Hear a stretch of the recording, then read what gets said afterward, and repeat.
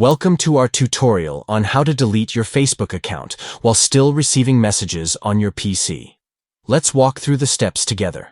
Begin by going to https://www.facebook.com in your web browser to access the Facebook website.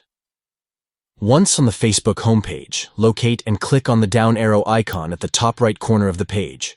This will expand a menu with various options. From the expanded menu, click on Settings to access your account settings. Next, click on Manage Account within the Settings menu to proceed with the account deactivation process. Then click on Deactivate your account to initiate the deactivation process for your Facebook account. You will be prompted to enter your password for security verification. After entering your password, click Continue to proceed. Select a reason for leaving Facebook.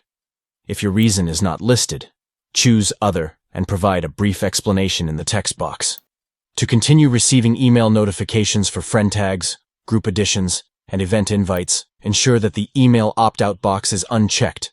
Click on the Deactivate button. A confirmation message will appear to confirm the deactivation process. Finally, click on Deactivate Now to complete the deactivation of your Facebook account.